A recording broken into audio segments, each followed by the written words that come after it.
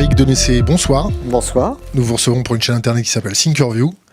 Nous sommes en direct. Est-ce que vous pouvez vous présenter succinctement ?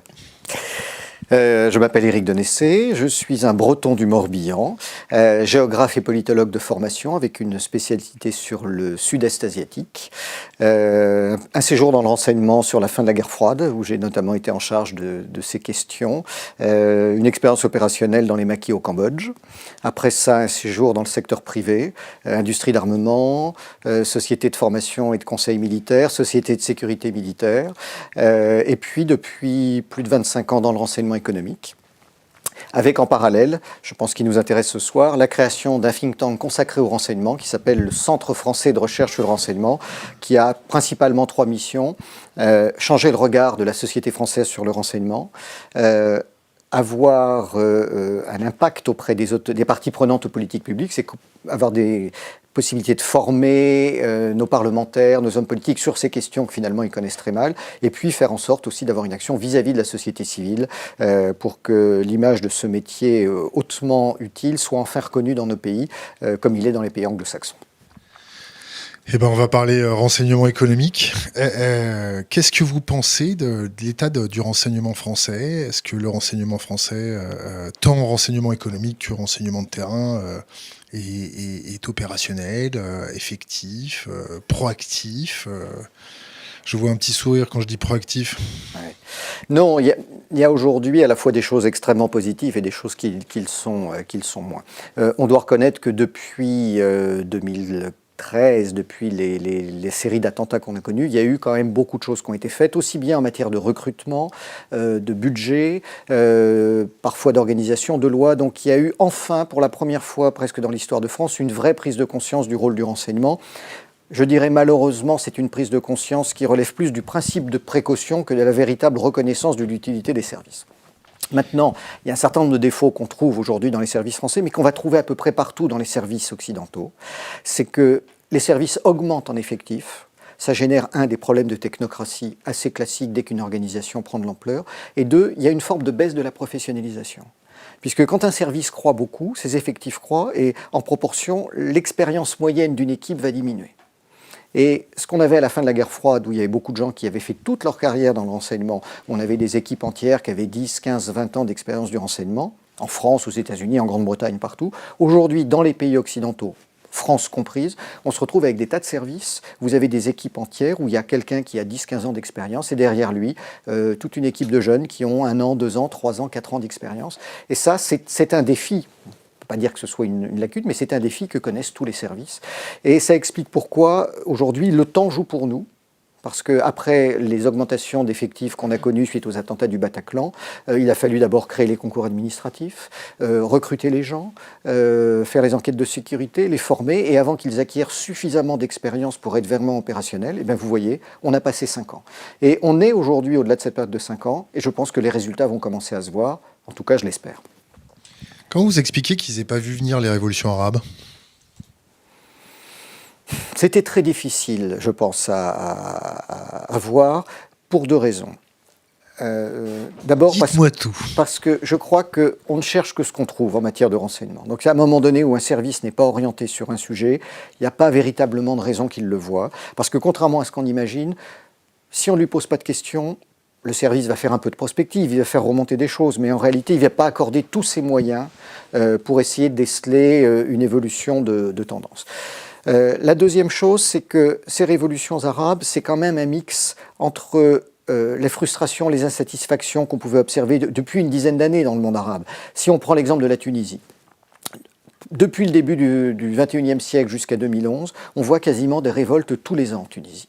La révolte du pain, la révolte des ouvriers de Tozeur. Donc, pourquoi est-ce qu'en 2010-2011... La révolte du pain, c'est pas en Égypte ? Je crois que vous avez peut-être raison, mais il me semble qu'il y en a une aussi en Tunisie.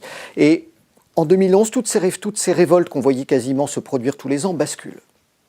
Et ce qu'on n'a pas décelé, à l'époque, c'est que les organisations américaines, et non pas les services, beaucoup de gens ont attribué un certain nombre de responsabilités de services. Une porosité entre organisations... Alors ce que j'appelle, c'est les fondations liées aux partis politiques, le National Endowment for Democracy et toutes je dirais, la constellation d'ONG qui ont finalement pris le relais des services en matière de politique étrangère, qui étaient financés par le département d'État et qui appliquaient toutes les théories des révolutions oranges. Eh bien, elles se sont intégrées dans le tissu social, principalement au Maghreb et au Proche-Orient. Et en 2011, elles leur ont apporté un soutien direct, ce qui fait que toutes ces révoltes, toutes ces révolutions qui étaient limitées par voie de fait parce qu'elles n'étaient pas soutenues par l'étranger, eh bien cette année-là, elles ont toutes basculé. Alors, vous êtes en train de me dire que certaines réminiscences du gouvernement américain a stimulé les révolutions arabes? Oui, ils ont exploité une tendance. Alors, il n'y a pas une organisation planifiée derrière. Et si mes souvenirs sont bons, on n'a pas chopé, et je demande à me faire fact-checker par la communauté, on n'a pas chopé un fils d'ambassadeur en Égypte qui avait le bon petit kit du révolutionnaire avec de l'argent liquide, des CD, des choses comme ça? Je ne me souviens pas de ce cas-là, mais ce que je peux vous dire, c'est que nous avons monté, nous, en 2011, un groupe francophone international d'évaluation de la situation dans les conflits arabes. Il y avait dans ce groupe le préfet Yves Bonnet, l'ancien patron de la DST, Anne-Marie Lizin, qui est décédée il y a quelque temps, qui était la présidente du Sénat de Belgique. Il y avait Saïda Benabiles, qui est une ancienne sénatrice algérienne et qui est aujourd'hui présidente du Croissant Rouge algérien, et quelques autres experts. Donc un véritable melting pot d'individus avec des points de vue et des cultures différentes. Ce que nous avons observé en allant sur place et en échangeant, c'est que tous les acteurs des révolutions arabes, les leaders notamment ceux qui intervenaient sur Internet, les blogueurs, on les retrouve à partir de 2002, depuis 2002, dans toute une série de réunions organisées ou par le département d'État ou par des ONG américaines, dans lesquelles on commence à leur apprendre comment prendre la parole en public, comment faire de la contestation non violente, comment utiliser les réseaux sociaux pour mobiliser. Et je ne dirais pas qu'il y a une stratégie américaine, ce serait aller voir trop loin. Quand on connaît l'histoire et les dessous de l'histoire en matière de renseignement, les aléas et les conjonctures sont très nombreuses. Mais il est indéniable que ça a joué un rôle. Et puis surtout, je voudrais insister sur deux points auxquels on n'a pas accordé assez d'importance. En Tunisie comme en Égypte, la semaine précédant les événements, à chaque fois, le chef d'état-major part à Washington. Et là, en discussion avec les Américains, on lui dit « s'il y a une révolte, vous n'intervenez pas ». Et à partir du moment où l'armée n'intervient pas, tout ce mouvement populaire qui se met en place devient une déferlante. Et finalement, on ne fait que permettre la réalisation de quelque chose qui correspond à des vraies frustrations de la population locale, de vraies volontés d'aspiration à la démocratie, de changer le système. Mais ce qui est très astucieux, c'est qu'on va orienter ça dans un certain sens. Et donc, finalement, toutes ces révolutions ont été supprimées et ceux qui les ont lancées n'en ont jamais eu le bénéfice. Les orienter dans un certain sens, mais à quel dessein? Dès le début, on mesurait bien d'une certaine façon la crainte qu'avaient les Américains de la plantation chinoise dans ces zones pétrolières, notamment en Libye. Il y avait a priori, pour moi, il y avait deux choses. Il y a eu un accord indéniable entre les frères musulmans et les États-Unis. Pourquoi? Parce que les frères musulmans sont internationalistes. Pour eux, la patrie est une pourriture, donc c'est parfait, ça gomme toutes les frontières. Donc, y compris en termes de commerce, pour les Américains, ce sont des alliés très importants. Deux, les frères musulmans sont contre les formes de syndicalisme et le droit du travail, donc ça les arrangeait beaucoup. Trois, ils avaient un accord de dupe avec les frères musulmans, en leur disant « vous reconnaissez Israël ». Vous prenez un certain nombre de positions qui montrent que vous êtes des islamistes modérés, et donc on va travailler avec vous. Et bien sûr, les frères musulmans ont répondu aux Américains ce qu'ils voulaient entendre. Le quatrième point, c'est que pour les Américains, soutenir les frères musulmans, c'était soutenir des islamistes modérés en pensant qu'ils pourraient s'allier avec eux pour lutter contre Daesh. Donc on voit à la fois une véritable stratégie d'apprenti sorcier construite côté américain. J'oublie le cinquième qui est, vous donnerez bien sûr la priorité aux entreprises américaines dès que vous serez au pouvoir dans l'ensemble de ces pays-là. Donc une véritable stratégie américaine, un peu apprenti sorcier, en même temps en face d'eux des frères musulmans qui sont beaucoup plus astucieux, qui leur disent ce qu'ils veulent entendre et qui essaient de récupérer là aussi des révolutions dont ils ne sont pas à l'origine et qu'ils ont beaucoup mieux réussi à contrôler, en tout cas dans un premier temps, que les populations locales qui en étaient à l'origine. Vous ne m'avez pas cité sur le terreau fertile de ces révolutions l'augmentation du coût énergétique. à la même époque, on voyait le baril de pétrole péter des records jusqu'à 147,90 le baril. Nous, on était sur une prospective on avait vraiment un œil. Quand je dis Oui. nous, c'est Oui. notre bande de copains pour surveiller, parce que tout est lié à la consommation énergétique. Comment vous expliquez qu'il n'y ait pas au sein des services de renseignement français, des gens qui échangent des prospectives, par exemple, s'il y en a un qui bosse sur l'énergie, il va voir son copain qui travaille dans la ceinture méditerranéenne, il lui dit, écoute, le prix du baril de pétrole, là, vous inquiétez pas, les émeutes du pain en Égypte, c'est corrélé au prix du baril de pétrole, ça peut faire un climat très explosif.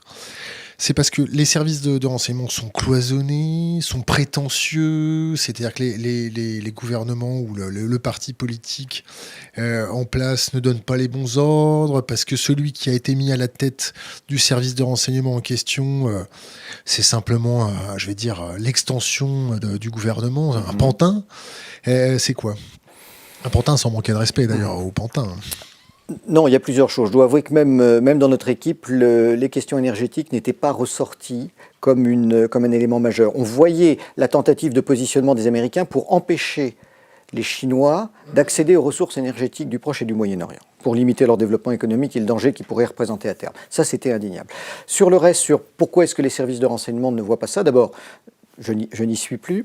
Après, que ce type de discussion ait lieu en interne, évidemment, c'est possible. Il y a des gens intelligents, il y a des gens visionnaires, comme il y a des gens d'une médiocrité, comme on les trouve dans toutes les administrations. Mais est-ce que ces réflexions-là remontent dans le cadre de réunions stratégiques et remontent jusqu'à la direction, puis à l'Élysée? Honnêtement, c'est assez rare. C'est assez rare. Mais n'oublions pas une chose, faire du renseignement, c'est pas faire de la prospective. C'est faire remonter simplement du renseignement brut? Non, pas nécessairement du renseignement brut, mais idéalement, l'activité de renseignement, c'est une activité de service au sens tertiaire du terme. C'est-à-dire que si le gouvernement n'a pas une stratégie et ne vous oriente pas en vous posant des questions, c'est ce qu'on a connu pendant des années. Moi, je me souviens jusque des années 80-90, les services de renseignement étaient si je prends une expression business, étaient dans des logiques push. Ils essayaient de se poser la question, qu'est-ce qui intéresse le gouvernement? Ils trouvaient de l'information, ils les remontaient aux autorités, et parfois, souvent, les autorités disaient, ce que nous envoie la DGSE ne nous intéresse pas. Pourquoi? Parce qu'il n'y avait pas de formulation de besoin de la part des autorités. Et ça, c'est dans la règle de fonctionnement du renseignement, si on prend l'exemple britannique où les choses fonctionnent mieux que chez nous, le Foreign Office qui pilote à la fois l'intelligence service, donc le SIS et le GCHQ, fait une réunion stratégique en chaque début d'année, parfois plus souvent, en leur disant, voilà, ma politique étrangère officielle cette année, elle est de telle nature, ma politique occulte, elle va être de telle nature, et je vous demande d'écouter les Français, de faire en sorte de les mettre dehors sur les contrats d'armement en Inde. On leur donne des vrais objectifs et des vraies missions. Mais on ne leur demande pas de réfléchir sur l'évolution de la sécurité nationale britannique à l'horizon 2020. C'est pareil chez nous. Donc n'attendons pas des services, des choses pour lesquelles ils ne sont pas faites. Il y a des centres d'analyse et de prévision au Quai d'Orsay, il y a des think tanks, il y a la direction des relations internationales, le ministère de la Défense, qui normalement sont chargés de ça. Effectivement, est-ce que la réflexion va très loin? En tout cas, sur les révolutions arabes, nous avons étudié la manière dont ça se passait. Nous n'avons pas cherché à analyser les raisons pour lesquelles le système technocratique français ne l'avait pas nécessairement vu venir. Et donc là si je comprends bien, je vais résumer trivialement pour nos auditeurs. Les services de renseignement sont simplement des chiens pisteurs qu'on envoie sur une cible, mais si le chasseur est mauvais, le chien ne ramènera rien. Oui, alors je vais prendre pédagogiquement une autre comparaison. La comparaison qui est entre l'aviation de chasse et l'aviation d'attaque. L'aviation de chasse, c'est le contre-espionnage. Vous faites décoller vos avions, ils ont une mission permanente, ils doivent protéger l'espace aérien français. Vous n'avez pas besoin de les orienter toutes les semaines. Ils savent qu'ils doivent abattre tous les avions qui arrivent. J'ai envie de dire, le métier n'est pas facile, mais le contexte est facile. Le renseignement, c'est l'aviation de bombardement. Vous ne pouvez pas faire décoller un avion sans lui avoir donné l'objectif, sans qu'il ait les coordonnées GPS, sans qu'il ait choisi le type de bombe qu'il va avoir sous la carlingue, parce que s'il vise un objet bétonné ou une infrastructure civile, il ne va pas emmener le même type de bombe. Donc, on a trop tendance à parler des services de renseignement de manière globale. Il y a des services de sécurité, il y a des services spéciaux, il y a des services de renseignement. Et notamment en matière de services de renseignement, s'ils ne sont pas orientés, ils ne peuvent pas donner leur pleine efficacité. Je vais juste vous citer une anecdote historique qui est très amusante. que je tiens de Constantin Melnik. Lorsque De Gaulle revient au pouvoir en 1958, il discute avec le général Grossin, qui était le chef du SDEC à l'époque, et il demande à Grossin, mon général, à quoi vous servez en substance? Grossin lui dit, mon général également, je suis là pour faire tout ce qui vous semblera bon en fonction des directives que vous me donnerez. Et De Gaulle lui dit deux choses au début. Il dit, écoutez, je vous donne deux objectifs, vous renversez Franco et vous annexez la Wallonie.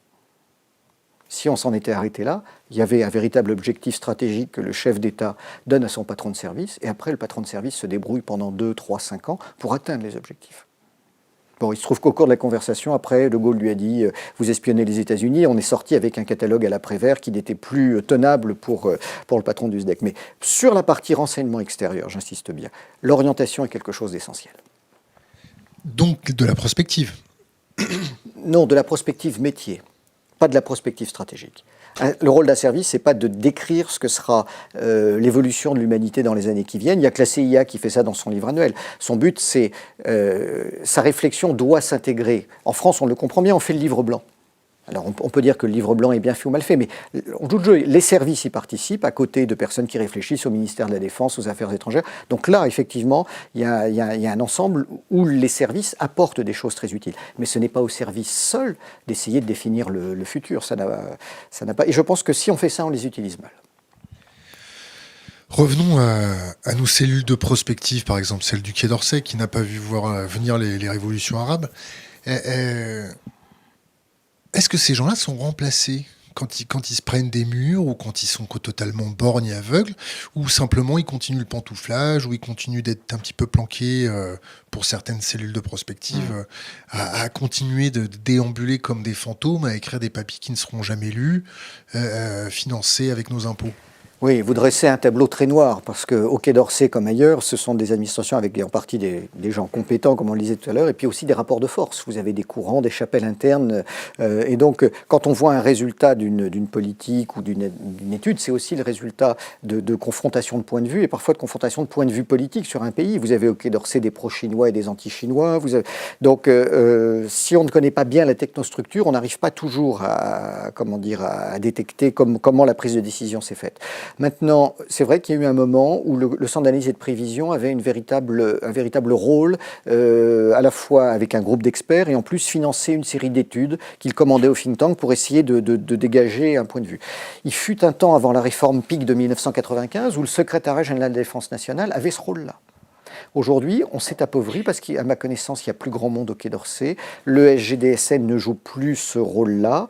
Et donc, ceci dit, il est tellement difficile de dégager des lignes de force pour l'avenir aujourd'hui qu'à part le travail sur le livre blanc, personne ne le fait. Je termine sur un point. Les Américains, qui sont assez critiques envers la CIA, ont tendance à dire, et d'ailleurs c'est assez vrai, la CIA a prévu 50 des 20 dernières crises. Ça vous montre que si on met les services trop dans une situation d'analyse et de prospective, évidemment, parfois par des formations professionnelles, à force de ne travailler que sur des sujets qui sont liés au crime, à la drogue, et donc en travaillant que sur des organisations fermées, on a tendance à prévoir le pire. On va créer le pire. Prévoir le pire. On n'a pas vu certaines institutions américaines fomenter, du moins armer des groupes islamistes pour les prendre la main dans le sac? Ça s'est fait, mais en règle générale, dans nos démocraties occidentales, les dérives des services sont extrêmement limitées. Elles sont infiniment plus limitées que les dérives du politique. 1985, l'affaire Greenpeace, c'est un mauvais ordre. Le service action décide de le faire. Mais c'est avant tout un ordre politique. Après, il est toujours facile pour les politiques de se défausser sur les services. L'affaire Ben Barka n'est absolument pas une affaire commanditée par les services. On l'a attribuée au SDEC. C'est à part dans des pays, à un moment donné, comme l'Argentine, l'Uruguay, où les services s'autonomisaient et faisaient leur propre politique, c'est très rare. Alors, c'est différent dans le cas des États-Unis. Pourquoi? Parce que, à la différence du BND, de la DGSE ou du SIS, la CIA est un acteur de la politique étrangère. C'est-à-dire qu'il se retrouve autour de la table avec le State Department, avec le DHS, avec le Pentagone, et ils sont rattachés directement au président. Et ils peuvent tenter, par leurs actions, d'influer et de provoquer un certain nombre de choses. Mais en grande partie, ils sont quand même aux ordres. Et j'irai plus loin. Aujourd'hui, la CIA, probablement, en tout cas jusqu'il y a quelques années, la CIA avait plus de mal à dissimuler des opérations clandestines au Congrès que le Pentagone. Le Pentagone pouvait créer des black units que personne ne soupçonnait, alors que la CIA était quand même sous l'effet du contrôle parlementaire des commissions d'oversight. Et alors, avec la lutte contre le terrorisme, ils ont repris certaines libertés. Quand on parle d'erreurs de nos amis américains qui en font comme tout le monde, je crois qu'il faut rappeler une chose. À la fin de la guerre froide, plus de 30% des cadres de la CIA et de la NSA, considérant que leur expertise en matière de lutte contre les soviétiques, contre les services soviétiques et leurs alliés, leur maîtrise des langues des pays d'Europe de l'Est, n'avaient aucun avenir, ils ont quitté les services de renseignement. Ils sont partis. D'ailleurs, la naissance de l'intelligence économique américaine vient de là, parce qu'ils ont apporté un véritable savoir-faire d'opérateurs clandestins dans les sociétés privées. Mais ça veut donc dire que petit à petit, des organisations majeures ont perdu 30% de leurs effectifs les plus efficaces. Et surtout, ça s'est produit à un moment donné où les générations changeaient. Jusqu'à la fin de la guerre froide, on avait essentiellement des gens qui arrivaient de la côte Est, donc plutôt de culture européenne, venant de Boston, de la Nouvelle-Angleterre. Et assez rapidement, en même temps que les effectifs ont connu une déflation, ils ont été remplacés par des gens arrivant de Californie et du Texas, avec un niveau d'éducation plus faible, un niveau de connaissance du monde étranger plus faible, pour lesquels arabe égale terroriste. Et donc tout ça fait que le niveau de ces services-là a également baissé. Donc les explications sont toujours un peu plus complexes qu'il n'y paraît extérieurement. Est-ce que vous connaissez la théorie des baïonnettes intelligentes ?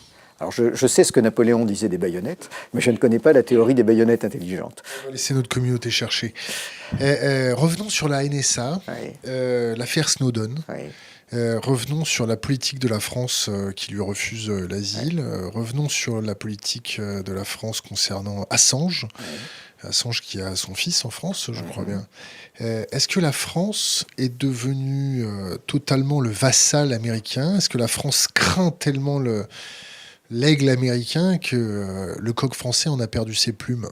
Alors, plusieurs questions, et plusieurs réponses de ma part. Premier aspect, est-ce que nous sommes redevenus, non pas le vassal, mais les auxiliaires des Américains ? Oui. Je suis régulièrement à l'étranger, et l'année dernière, au cours d'une réunion au Moyen-Orient, un de mes interlocuteurs me dit « Hey, France is back ». Je dis « Comment ça, la France n'est pas de retour ?» Il me dit « Non, la France est de retour dans le rang. » Finalement, vous êtes depuis quelques années revenus dans le rang, vous êtes comme les Allemands, comme les Anglais, comme les Italiens, vous êtes revenus des auxiliaires américains. Ça fait mal, mais je dois concéder que c'est vrai. Alors deux choses à cela. Est-ce que l'on a peur des Américains ou est-ce que l'on croit, ou est-ce qu'on est gagné à l'idéologie américaine ? Je pense qu'il y a vraiment les deux. Indéniablement, nos élites aujourd'hui sont de plus en plus gagnées aux idéaux américains et notamment aux idéaux néoconservateurs. Alors, à mon sens, pour deux raisons. Certains se disent c'est le sens de l'histoire. On est devenu petit, on ne peut pas s'opposer aux Américains, donc j'ai presque envie de dire retournons notre veste parmi les premiers pour être sûr d'en tirer des bénéfices. Et puis d'autres se disent, et notamment une partie des élites de gauche françaises qui ont été très tiers-mondistes à un moment donné et qui se rendent compte que le tiers-monde, ça ne marche pas, et qui ont fait presque sur un plan idéologique un virage à 180 degrés, qui sont aujourd'hui les premiers critiques de ce qui se passe dans le tiers-monde et qui, par presque de manière mécanique, sont devenus à partager des idéaux néoconservateurs. Donc on a à la fois des mercenaires qui changent leur veste, on l'a vu dans l'affaire Alstom, il faut être extrêmement clair, c'est une trahison des élites qui mériterait des procès en cascade, et de l'autre côté on a des gens qui sont convaincus que finalement il n'y a rien à tirer d'un certain nombre de pays, que le monde islamique ne réussit pas et qu'il faut se comporter de cette façon-là avec eux. Résultat, ça fait déjà deux moitiés, enfin en tout cas deux parties de nos élites qui rament dans le même sens que ce qui se passe à Washington. J'ai envie d'ajouter que la récente réaction du président Macron au moment du G7 avec l'invitation... Avec les Russes ? Le rapprochement avec les Russes et la venue du ministre des Affaires étrangères iranien, à mon sens, n'est pas une initiative française. On le présente comme un ultime sursaut de notre politique étrangère avec ce qui s'est passé au Quai d'Orsay, mais je n'imagine pas un instant la France et Emmanuel Macron prendre cette décision-là sans en avoir informé préalablement les Américains. J'irai même plus loin. Hier, John Bolton a été débarqué, c'est une excellente chose. Bolton qui était le conseiller à la sécurité nationale de Donald Trump, qui est le dernier néoconservateur encore qui était présent dans la technostructure américaine. John Bolton a probablement fait ce qu'a essayé de faire Donald Rumsfeld en son temps, c'est-à-dire utiliser le Pentagone pour déclencher une guerre sans en informer le président et le mettre devant le fait accompli. Et c'est pour ça que notamment il a été lâché par Pompeo, le patron du département d'État. Bolton était totalement fou, il voulait déclencher la guerre contre l'Iran, il était anti-Poutine et en plus il voulait envoyer les porte-avions américains en raison de ce qui se passe à Hong Kong. N'oublions pas que Trump n'est pas anti-russe. Seulement Trump ne peut pas prendre la décision tout seul de se rapprocher de la Russie. Il a besoin d'un éclaireur. Un éclaireur qui refasse la jonction. Alors il y a deux choses qui sont importantes. Regardez les images de la connivence entre Trump et Macron au dernier G7. Elles sont très intéressantes. Deuxième chose, on a ressorti sur la télévision américaine hier une phrase de Trump au G7 qui n'était pas sortie au moment du G7. Trump dit « Il vaut mieux que Poutine soit dans la tente qu'à l'extérieur ». Donc j'émets de forts doutes sur la réelle autonomie française. Et je me réjouis de ce changement de politique, mais j'émets de forts doutes sur la réelle autonomie française, mais peut-être que je me trompe.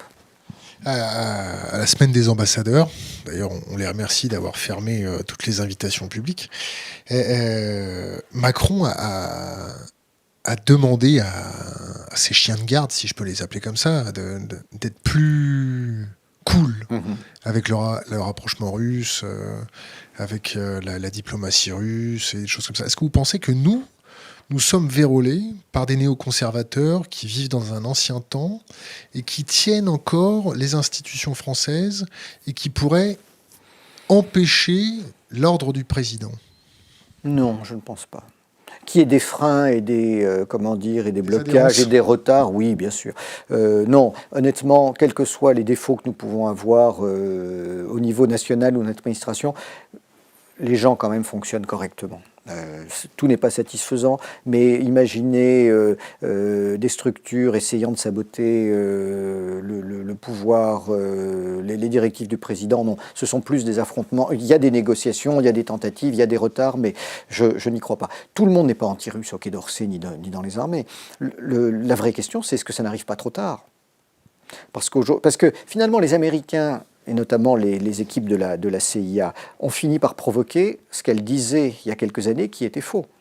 Vu que nous avons bafoué un certain nombre d'accords oraux et écrits qui avaient été signés, ou en tout cas évoqués avec les Russes à la fin de la guerre froide, pendant longtemps, les Russes ont laissé faire, et au bout d'un moment, ils se sont à leur tour radicalisés. C'est-à-dire qu'ils se sont remis à faire de manière massive de l'espionnage contre l'Occident, ils se sont remis à faire des cyberattaques, c'est une réalité. Seulement ces cyberattaques, cet espionnage massif, il faut savoir que nous sommes en partie responsables de l'avoir provoqué par l'attitude que nous avons vis-à-vis des Russes. Alors Poutine n'est pas un saint, c'est un bon officier de renseignement au demeurant, mais finalement il a bâti d'une part sa popularité sur son opposition à l'Occident depuis quelque temps, en disant on ne peut pas faire confiance à ces gens-là. Il y a un vrai mépris des Européens, en disant vous êtes des auxiliaires des Américains, vous n'avez plus d'autonomie, et la France a beaucoup chuté, notamment dans leur estime. Je pense que, et je souhaite que les relations s'améliorent, mais on risque de se regarder en chien de faïence, parce qu'on a creusé le fossé, l'air de rien. C'est un jeu dangereux de ne pas respecter sa parole avec les Russes ? Avec tout le monde, c'est un jeu extrêmement dangereux. Est-ce que la parole diplomatique française n'est pas devenue une parole d'une puissance de moyenne impuissance ? Elle a perdu de son poids, mais en raison de notre merveilleuse histoire, de cet héritage historique, de ce qui s'est passé jadis, elle garde encore quelque chose. Il faut se battre pour la garder davantage, mais elle garde encore quelque chose. On a toujours ce bénéfice de l'histoire, de la grandeur, du non-alignement qui a disparu sous Jacques Chirac. Parce que tout ça a commencé après 2003. Avec l'Irak. Après s'être opposé de manière tout à fait justifiée, intelligente et même véhémente à la politique américaine, dans les mois qui ont suivi, n'oublions pas que Jacques Chirac s'est rendu compte que ça, en tout cas, a pris peur. Et il y a eu dans l'ombre un virage, là aussi, à 180 degrés, ça suffit. Et voilà. Et donc, c'est pas après Chirac, c'est dès la présidence Chirac qu'ils se sont dit à tort, on est peut-être allé trop loin, donc maintenant on va donner des gages. Et malheureusement, la mécanique remonte à quelques années déjà. On reviendra peut-être sur la Russie après. Je voudrais qu'on... Et on n'a pas parlé de Snowden. Allez. Je défends Snowden. C'est un lanceur d'alerte absolument indispensable. Alors, je serais américain, je comprends tout à fait que ce soit un traître en termes juridiques pour quelqu'un qui est dans le renseignement. Mais en même temps, c'est quelqu'un, je mets de côté son parcours personnel et ce qui l'a amené à prendre cette décision qu'il explique aujourd'hui d'une manière peut-être un peu circonstanciée. Mais Snowden est supérieurement utile. le fait que nous n'ayons aucune, procédé à aucune assistance à son égard, c'est différent du cas d'Assange, est quand même quelque chose d'anormal. Parce que le système américain devient fou. Vous disiez tout à l'heure, est-ce qu'on n'est pas avec des néoconservateurs ? Je pense que notre monde occidental véhicule un discours qui a tendance à dire « le monde a changé, il faut le regarder différemment ». Sauf que beaucoup des gens qui sont aux affaires continuent à clamer ça, mais en raisonnant avec les modes de réflexion qu'eux-mêmes ont gardés de la guerre froide. Et ce qui entraîne une espèce de déséquilibre, parfois de schizophrénie. Et généralement, plus les gens disent il faut regarder le monde différemment, plus ils sont coincés dans un certain nombre d'idées reçues. Et le fait de ne pas mesurer aujourd'hui que pendant la guerre froide, nous avions d'un côté un système totalitaire soviétique, un des pires que l'humanité n'ait jamais produit, avec la volonté d'exporter la révolution, la dictature du prolétariat, le soutien à des mouvements terroristes, le soutien à des mouvements communistes, les pires massacres, même si les nazis ont fait la Shoah, les pires massacres restent malgré tout les massacres des Khmers rouges, de Mao et de Staline. Et de l'autre côté, nous avions les États-Unis, qui est une démocratie extraordinaire. Et en l'espace de 20 ans, la Russie est loin d'être parfaite, mais elle attend. Les États-Unis aussi, c'est un peu la merde en Amérique du Sud. Mais en tout cas, c'était le champion du camp occidental, avec un système qui marchait bien. Et puis, en l'espace de 10 ans après la fin de la guerre froide, la Russie, qui n'est certes pas le paradis sur Terre, a commencé des expériences démocratiques, a essayé de se réformer, a donné son indépendance de manière forcée ou pas forcée à toute une série de pays, et a essayé de revenir vers nous. Donc, il y a eu une amélioration nette. De l'autre côté, les Américains se sont radicalisés. Ils ont commencé à imposer leurs droits internationaux à peu près partout. Ils ont commencé à agir de manière unilatérale. N'oublions pas que c'est, pour la première des démocraties, c'est le pays qui a légalisé la torture. Nous avons eu, nous, cette expérience en Algérie, on a fait notre mea culpa, et les choses n'étaient pas légalisées au plus haut niveau du gouvernement. Les Américains ont fait travailler des avocats du département de la justice pour légaliser la torture. Ils ont mis sur écoute la totalité de leur population, plus de la moitié de la terre. Ils trahissent leurs alliés. Ils soutiennent les pires régimes qui sont à l'origine du terrorisme islamique, l'Arabie saoudite et le Qatar. Donc, par contre, ils ont été très très astucieux. Pour avoir longuement étudié la manière, pendant la guerre froide, dont le KGB déstabilisait l'Occident et gagnait la bataille idéologique, ils l'ont retourné. Ils l'ont retourné d'abord eux-mêmes et puis ensuite en activant toutes ces ONG que l'on évoquait tout à l'heure. Donc aujourd'hui, on continue à nous présenter la Russie, encore une fois, qui n'est pas le modèle démocratique parfait, c'est bien évident, il n'est pas au niveau de la Russie n'est pas au niveau de l'Union européenne. Mais tout ça dissimule en réalité la dérive quasi-fasciste qui se produit aujourd'hui aux États-Unis. On a de multiples exemples. 2003, c'est une invasion illégale de l'Irak. Les Américains bafouent le droit international. La remise en cause du JCPOA, donc l'accord de 2015 avec l'Iran sur le nucléaire, c'est les Américains sont en train de bafouer des accords qu'ils ont signés. Est-ce que vous voyez des gens aujourd'hui monter au créneau ou hurler en disant ce qui est censé être la première démocratie du monde et le pays qui donne le ton et qui doit donner l'exemple et rentrer dans une vraie logique de dérive? Pour moi, c'est une république policière. Le droit américain permet d'arrêter de manière quasi arbitraire n'importe quel individu. Deux types du FBI peuvent arriver sur un campus, dire je monte un groupe terroriste, attirer 3 étudiants marocains qui sont là, et après les coffrer en leur disant vous essayez de monter un État terroriste. Où sommes-nous? Ils peuvent aussi organiser des vols secrets pour les prisons de la CIA en Europe. Ah mais Où ça torture. Nous pourrions faire une liste, je crois, avec 17 ou 18 points de l'ensemble des éléments qui font que nous ne sommes plus là, si on est un peu objectif, sur un régime qui répond aux normes démocratiques. Et je ne suis pas anti-américain par principe. On a coopéré avec eux pendant la guerre froide. Je suis ravi que le camp occidental l'ait emporté contre le totalitarisme soviétique. Mais les choses ont changé. Or, aujourd'hui, est-ce que vous voyez que les choses aient changé en matière de politique à l'égard de la Russie? Non. Les Américains ont besoin de créer un ennemi pour resserrer les rangs de l'OTAN autour d'eux. Et à ce moment-là, ils n'hésitent pas à recourir à toutes sortes de moyens, y compris la falsification des faits sur la révolution ukrainienne, sur toute une série de choses pour noircir le tableau de Poutine, qui, encore une fois, n'est pas un saint, nous sommes d'accord. Vous parlez de falsification de la révolution ukrainienne. En quoi ça a été falsifié ? Écoutez, d'abord, première chose, la réalité politique de l'Ukraine, quelles que soient les aspirations d'une partie de la population, mérite d'être étudiée historiquement avec précision. 250 personnes de la CIA présentes sur place au moment de la Révolution, en soutien du SBU, le service ukrainien. Bon, avant même finalement que les premiers combats existent entre la partie orientale de l'Ukraine et ceux qui adhéraient, qui voulaient adhérer à l'Union européenne. Nous n'oublions pas que tout ça s'est produit le jour où Yanukovych, qui était certes corrompu, mais président élu, et je dirais ni plus ni moins mal élu que ses prédécesseurs. Ouais, il y a élu et élu quand même. Oui, mais regardez, Timochenko, tous ces gens-là étaient largement aussi corrompus que lui et élus dans des conditions approximativement aussi discutables. C'est le jour où, en tant que chef d'État, il décide de signer un accord avec la Russie plutôt qu'avec l'Union européenne que les choses basculent. N'oublions pas après que le régime ukrainien a finalement dénié le droit aux populations de l'Est de l'Ukraine de parler le russe et de choisir leur destin. Il y a encore une fois dire que derrière les forces spéciales soviétiques, russes, ont joué un rôle. Nous sommes d'accord. Mais mon seul propos, c'est de dire la vérité est quelque part au milieu. Nous avons systématiquement cherché à noircir un adversaire à des fins politiques. Certes, il n'est pas blanc-neige, si je puis dire, mais on lui attribue des choses qui servent essentiellement à dissimuler les actions que nous avons nous-mêmes conduites. Vous parlez de la vérité qui se trouve au milieu.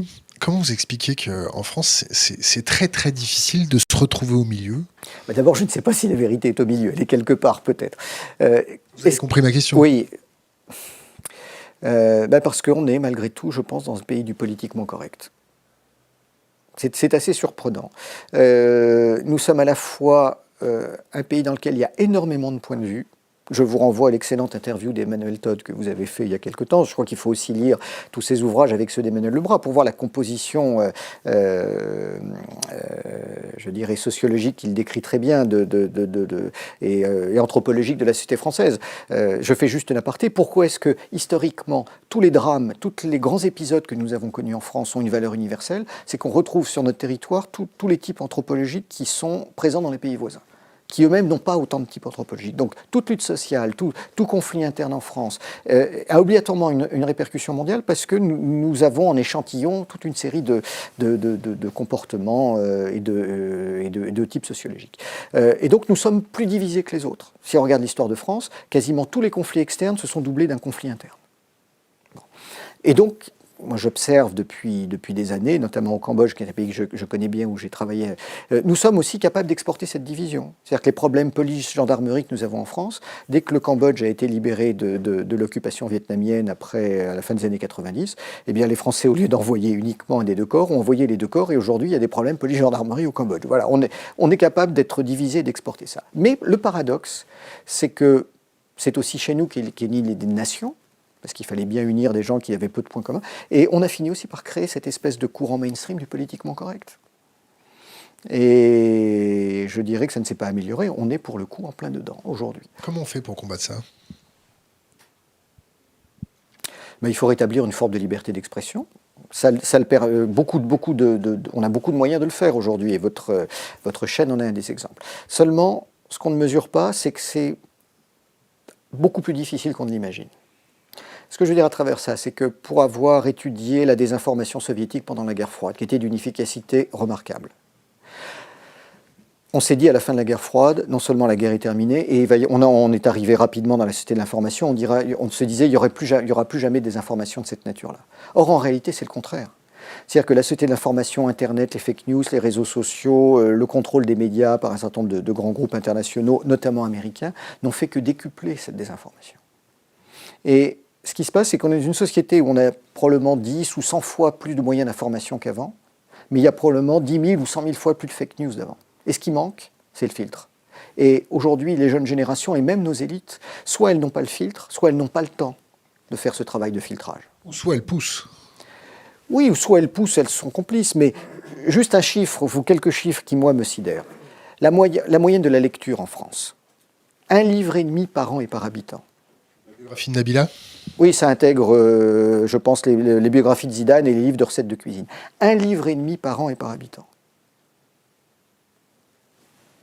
Vous imaginez, alors, je mets de côté les difficultés économiques du secteur de l'édition. Je mets de côté aussi qu'on peut en partie compenser par certaines émissions intelligentes la culture. Mais ne serait-ce que le processus mental qui est généré par la lecture est en train de disparaître. Et nous, on le ravive beaucoup parce qu'on a une communauté qui lit beaucoup, qui nous envoie beaucoup de bouquins, et d'ailleurs, on est très fiers d'eux. Chez nous, ça lit beaucoup. Revenons à nos moutons. Encore un petit mot sur Assange. Oui. Assange est un personnage plus sulfureux, auquel je me suis moins intéressé parce que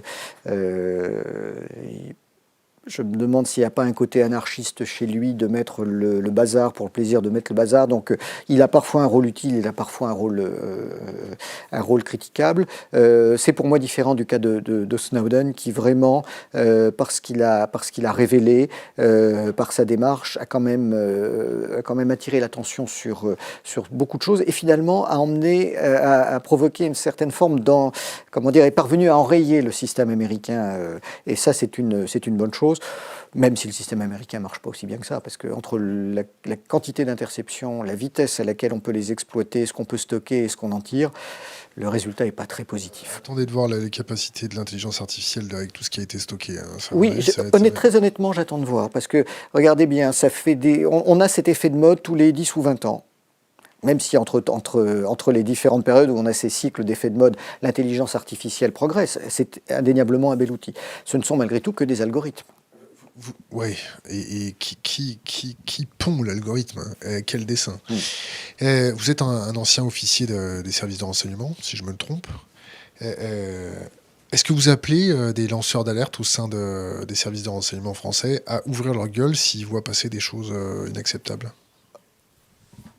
Non.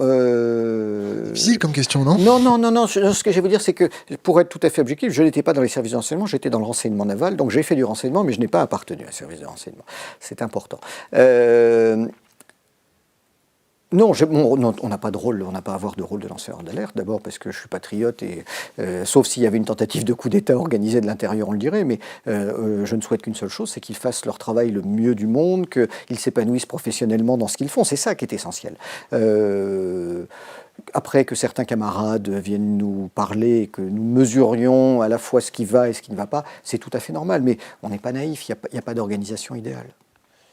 On va faire une petite aparté.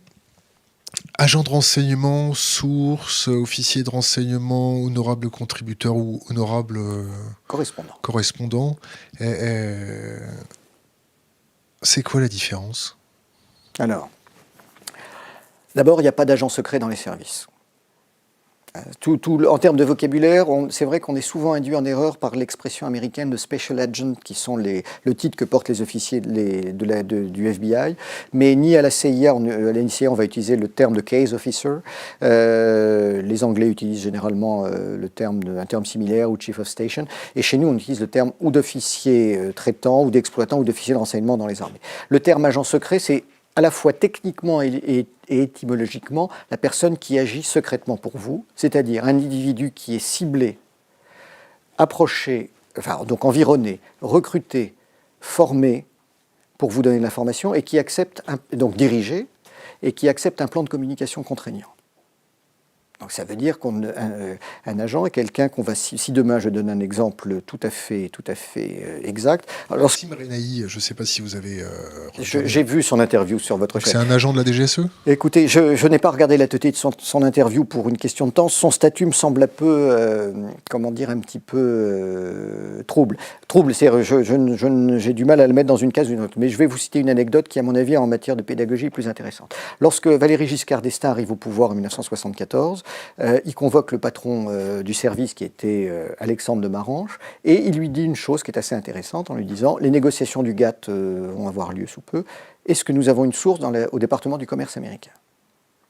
Bon, à ce moment-là, bien sûr, ce qui est intéressant, c'est que le patron du service lui dit « Mais monsieur le président, si vous voulez ça, il aurait fallu poser la question 2 ans avant, le temps que justement on identifie ce qu'on appelle une structure utile. » C'est-à-dire, qu'est-ce que c'est que le département du commerce ? Où est le bureau qui s'occupe des négociations du GATT ? Combien sont-ils ? 2, 3, 8, 10 ? Qu'on les étudie les uns après les autres. Qu'on se dise, il y en a un qui a une faiblesse, soit il y a des problèmes d'argent, soit il y a des problèmes sexuels, qu'à ce moment-là, ayant fait son environnement, on voit si on peut l'approcher, qu'on décide sur quel levier on va jouer, comment on va le manipuler, si ces choses-là arrivent à se faire, qu'ensuite on le forme, pour qu'il nous transmette des documents, qu'il fasse un certain nombre de photographies, et qu'on mette en place avec lui un plan de communication pour que les documents qu'il nous transmettent ne soient jamais décelés. Bon, c'est beaucoup plus qu'un indique de police avec qui on va... Alors, je dis, les indices de police sont hautement utiles également. Mais la notion d'agent, c'est ça. Et en plus, pour terminer, s'il est pris, l'agent n'a pas la couverture diplomatique. Il est pendu, fusillé ou emprisonné. Alors que l'officier traitant qui travaille depuis l'ambassade ou qui vient pour des missions de courte durée, lui, bénéficie ou de passeport diplomatique ou d'un passeport de service. On reviendra sur ces petites questions de sources, de taupes, et ainsi de suite, mais je voudrais qu'on prenne un peu de temps sur l'Arabie Saoudite, le Qatar, Ouais. et la schizophrénie diplomatique française de traiter avec ces gens-là, en particulier l'Arabie Saoudite qui découpe les gens, des journalistes dans leur propre ambassade. Ils se sont fait avoir par les services de renseignement turcs qui avaient monitoré l'intégrité de l'ambassade. Hier, j'ai lu le compte-rendu de certaines voix qui étaient dans l'ambassade. Il y a un mec qui dit bon, j'ai pas l'habitude de travailler sur des corps chauds. D'habitude, je mets mon casque, je bois un petit peu de thé et tout va bien se passer. Comment vous expliquez qu'on parle encore avec ces gens-là ? Comment vous expliquez que ces gens-là ne soient pas plus secoués par la communauté internationale ? Je veux bien qu'on ait des contrats à hauteur de 10 milliards chaque année et tout va bien, mais est-ce que notre parole diplomatique a aussi perdu toute dignité ? Je pense que ce n'est pas une question de dignité de parole diplomatique. Pour moi, il y a deux raisons. Vous en avez évoqué une, c'est l'argent. L'argent, qu'elle soit sur des grands contrats, sur des investissements chez nous, sur parfois du financement de partis ou d'individus, il faut être très clair. La deuxième chose, c'est que ce sont des alliés des Américains. À partir du moment où les Américains les ont choisis, les ont absous d'un certain nombre de choses, et que les Américains les protègent, je ne pense pas que nous ayons des hommes politiques suffisamment courageux pour prendre la décision. Quand bien même ils seraient assez courageux pour prendre la décision, nous n'avons pas aujourd'hui les moyens de nous protéger d'une éventuelle riposte américaine. C'est-à-dire qu'il faudrait aujourd'hui que nous mettions en place quelque chose en disant dans 5 ans, nous allons rompre nos relations avec l'Arabie Saoudite et le Qatar. Nous avons à craindre peut-être des réactions américaines et qu'à ce moment-là, nous soyons en avance de phase d'une certaine façon. Mais aujourd'hui, c'est impossible. Alors, j'ajoute à cela qu'en plus de l'enfumage, vous allez trouver un certain nombre de personnes qui coopèrent avec les services saoudiens et qataris, qui luttent contre l'islam radical. Mais il y en a. Mais bien sûr, parce qu'ils luttent contre le type d'islam radical qui porte atteinte à leur pouvoir. Et donc, vous trouvez des gens pleins de bonne foi dans les services français et étrangers qui vous disent « Non, non, les Saoudiens luttent contre l'islam radical. » Ça ne veut strictement rien dire. Non, c'est pour moi une des plus grandes aberrations actuelles. J'ai envie de dire, c'est comme si on essayait de lutter contre la montée d'un nazisme en France en étant allié à l'Allemagne hitlérienne. C'est vraiment de ce niveau-là. On est quand même dans un cas de figure extraordinaire. Le sunnisme représente 90% de l'islam.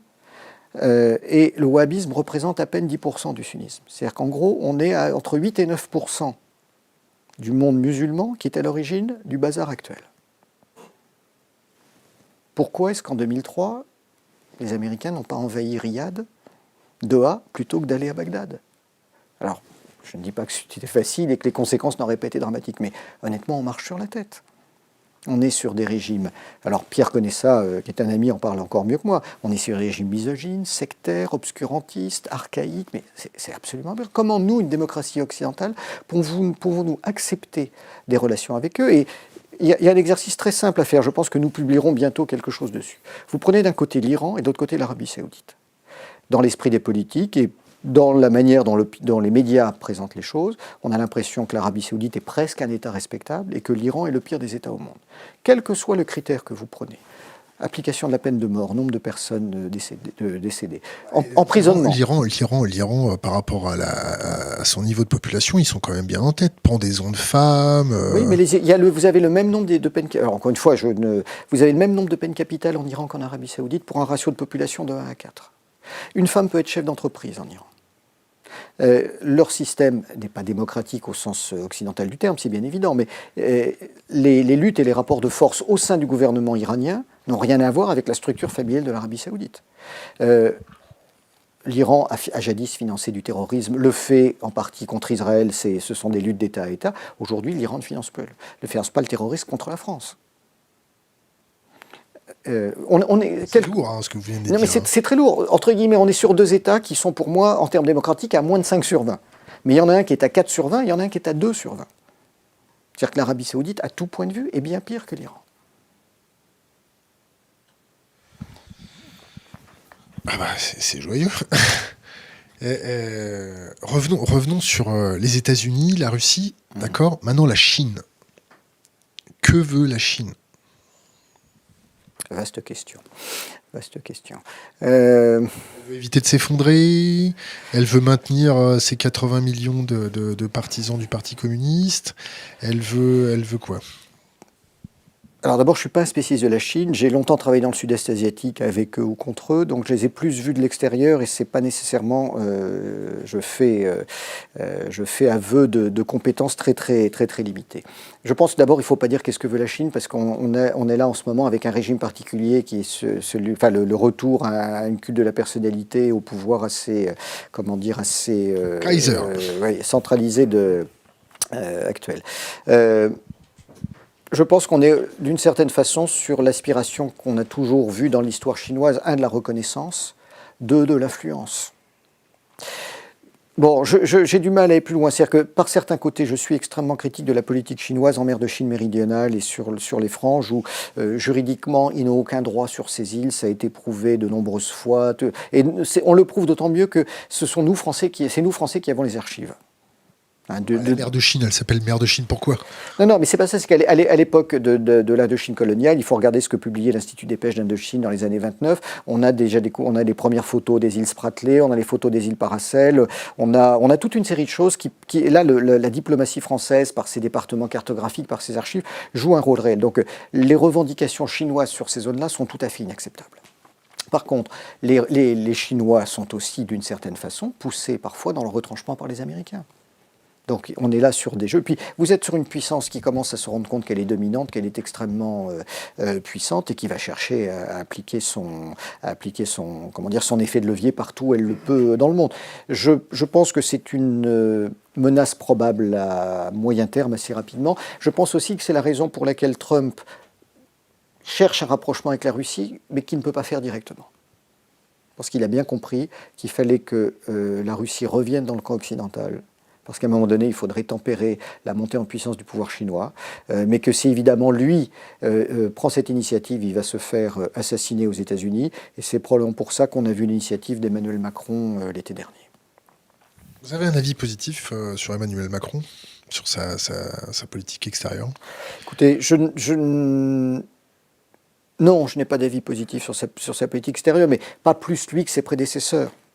Depuis le revirement de Jacques Chirac en 2003-2004, qui n'a pas été perçu à l'époque, ni la politique extérieure de Nicolas Sarkozy au moment des révolutions arabes, ni la politique inexistante de François Hollande, ni les quelques décisions pro-américaines qui ont été prises depuis le début du quinquennat ne sont intéressantes. Mais encore une fois, est-ce que nous avons des hommes avec une longue expérience et une longue compétence à la gestion des affaires en politique étrangère et en politique de défense? Aujourd'hui, dans les armées, oui. Nos élites politiques sont quand même d'une culture assez limitée sur ces questions de politique étrangère. Et ça ne fait pas partie du parcours et du background d'Emmanuel Macron, aussi intelligent soit-il. C'est conseillé, peut-être, non? Oui, probablement. Mais c'est quand même un président qui décide, surtout l'actuel. Revenons sur le renseignement économique. Ouais. On dit renseignement économique ou intelligence économique ou économie de l'intelligence. Ouais. Pourquoi on dit ça? Alors, j'entends peu parler du terme économie de l'intelligence. Peut-être veut-on éviter d'exercer nos talents, mais non, on utilise le terme intelligence économique depuis maintenant assez longtemps, qui à mon sens... Robert Guillaumeau, non? Oui, effectivement, Robert est un peu à l'origine de tout cela. Feu Robert est à l'origine de tout cela. Un homme extraordinaire. Oui, Petit, mais extraordinaire. L'expression n'est pas tellement appropriée. On ferait mieux parler de renseignement d'affaires ou de renseignement commercial plutôt que d'intelligence économique, parce que c'est vrai que ça nous fait penser d'un côté à l'intelligence artificielle. Bon, l'expression est rentrée dans les mœurs, gardons-la. Mais c'est vrai qu'elle n'est pas très heureuse.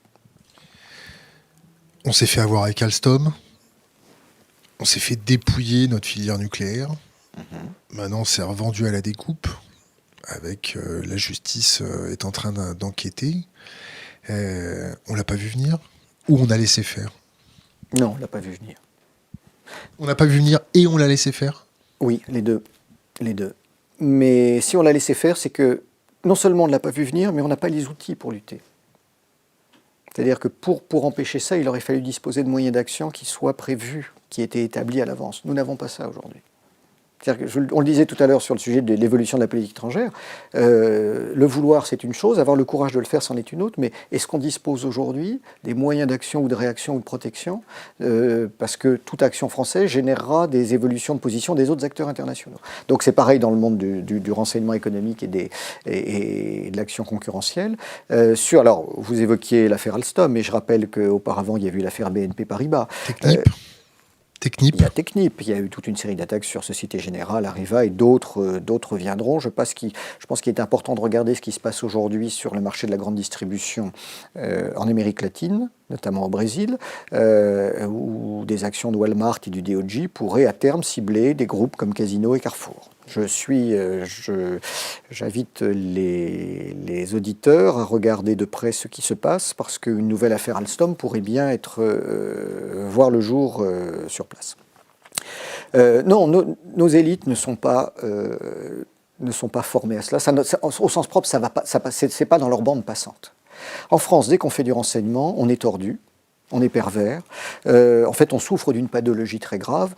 On ne vous fait pas confiance parce que soit on vous considère comme tordu et pervers, soit on vous attribue des talents et on vous soupçonne de parler systématiquement au 3e, au 4e ou au 5e degré. Donc le niveau de méfiance et de défiance est tel que finalement l'image de l'homme et maintenant des femmes du renseignement est restée très longtemps négative. Elle commence à évoluer. Et Dieu merci, il faut s'en réjouir. Mais le problème, c'est que les élites qui sont aujourd'hui aux affaires continuent à fonctionner sur un ancien modèle. Et pour François Hollande, c'est des choses qui ne l'intéressaient pas. Et donc, à partir du moment où les élites n'ont pas cette formation, quelle que soit la qualité des informations qu'on leur apporte, des renseignements qu'on leur donne, ça ne rentre pas dans leur analyse. Mais c'est pas nouveau. Même Charles Pasqua était un homme qui préférait, il avait une forme de culture du renseignement et du réseau, il préférait s'informer par ses propres réseaux et pas par ceux de l'État. Donc on a vraiment un défi, c'est-à-dire améliorer une culture du renseignement, comprendre qu'aujourd'hui, s'informer dans le monde tel qu'il est, c'est de plus en plus indispensable. D'ailleurs, n'oublions pas que le renseignement est la première étape de la stratégie. Et l'avantage et le désavantage du métier du renseignement, c'est que ça nous permet, quand on est dans un service, quand on est consultant en entreprise, ça nous permet tout de suite de voir s'il y a une stratégie ou pas chez le donneur d'ordre, qu'il soit client, militaire, homme politique, ou parlementaire ou ministre. Parce qu'en fonction des... Alors encore une fois, je vous parle de renseignement offensif, je ne parle pas de sécurité, de contre-ingérence ou de contre-espionnage. En fonction de la manière dont sont posées les questions, on mesure parfaitement qu'il n'y a pas de vision ou qu'il n'y a pas de stratégie. Et quand on en a, on est extrêmement content, mais ça ne veut pas dire que tout le travail est fait. C'est qu'après, il faut les habituer à gérer l'information, savoir que nous n'apportons pas toujours des réponses sûres et définitives. Et c'est pour ça que il est important de ne pas rentrer dans la prédiction, dans la prospective. Ce sont des métiers à part entière, mais qui, pour moi, doivent être déconnectés du renseignement. Ça doit être un métier de civil? Non. Non, c'est un métier qui peut être exercé par tous. Après, il doit y avoir des organismes civils, des organismes militaires, des organismes policiers selon les États. Non, il n'y a pas de...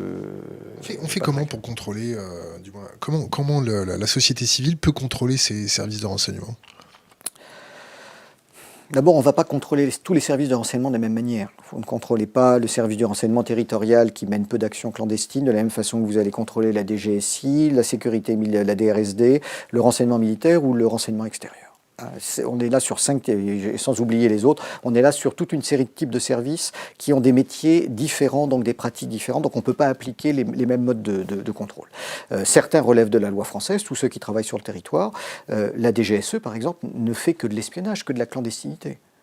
Donc, comme on l'a vu ces dernières années au cours des premiers débats sur le contrôle parlementaire, dire il faut que la DGSE fasse des choses légales, sincèrement, c'est complètement ahurissant, parce que justement, son métier, c'est de ne faire que des choses illégales, manipulées à l'étranger, pour le bien de la sécurité nationale. Ce qui est qu'il y a une éthique.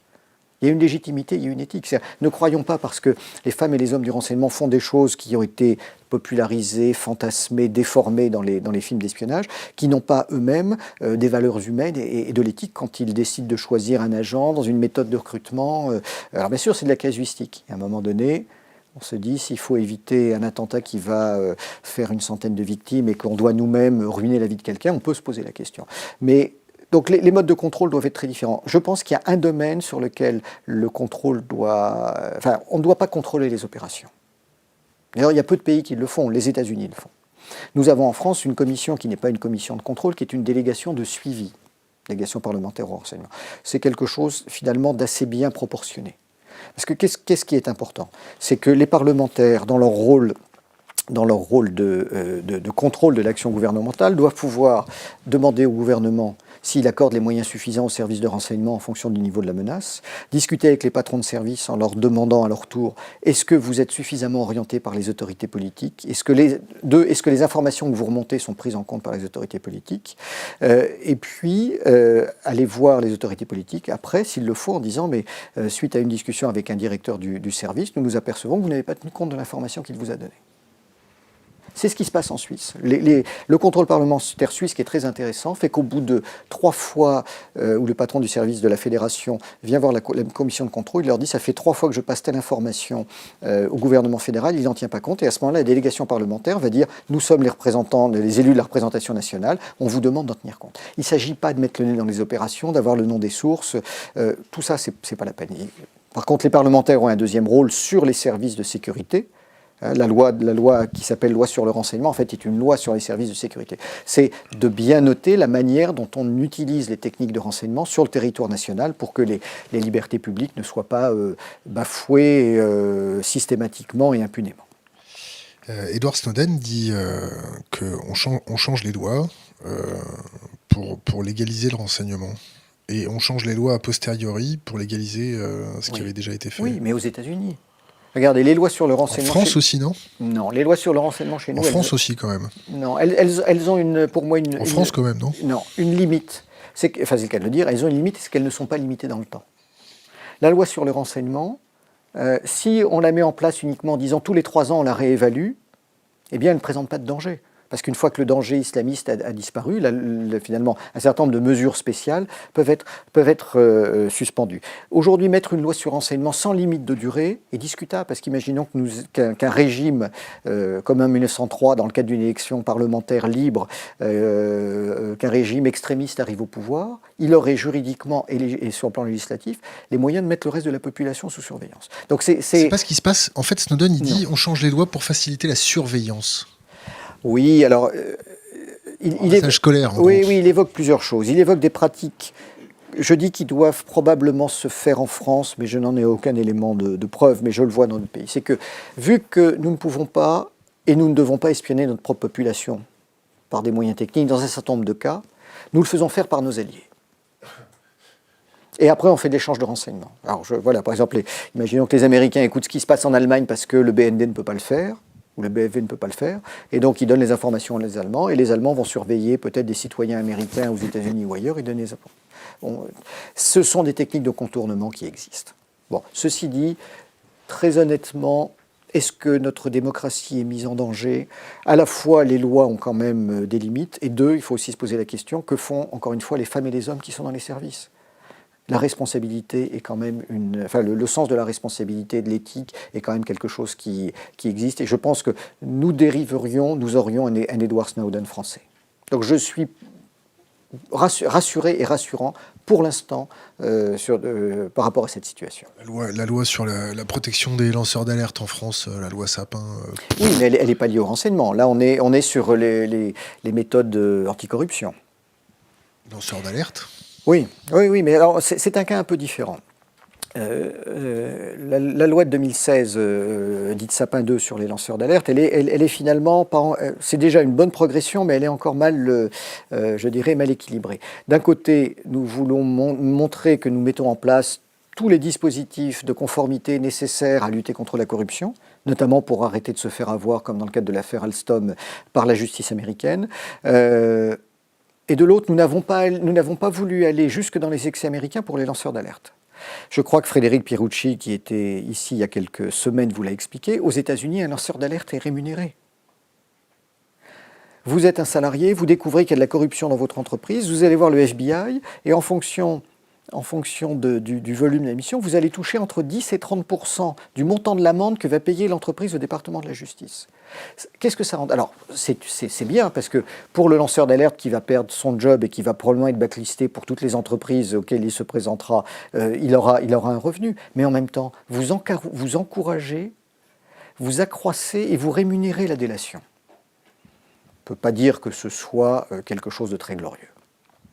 Mais les lanceurs d'alerte ont leur utilité. Donc notre système en France n'est pas encore idéal, mais en tout cas, nous ne sommes pas tombés dans l'excès américain. On va passer à quelques questions d'Internet, de nos auditeurs. Il y en a beaucoup, hein. Il y en a des costauds. Les RG ont-ils quelques infos sur Epstein, de ses passages à Paris? J'ignore absolument tout de ce dossier, d'avril. C'est dommage. Et les RG n'existent plus. Oui, la DGSI. C'est dommage. Oui, j'ignore. D'ailleurs, la fusion RG-DST initiée par Sarkozy. 2008, une véritable catastrophe. Où il y a eu un écrémage de tous les gaullistes. C'est pas l'écrémage de tous les gaullistes, c'est la fusion des deux services et la domination de l'esprit DST, qui est un excellent esprit en matière de contre-espionnage pendant la guerre froide, mais qui n'est pas l'état d'esprit le plus adapté à la période moderne où l'information doit circuler. Non, ça a été on s'est tiré une très belle balle dans le pied avec la réforme de 2008. Vous parlez, on n'est plus dans la guerre froide, mais on n'est pas en train d'y retourner, là?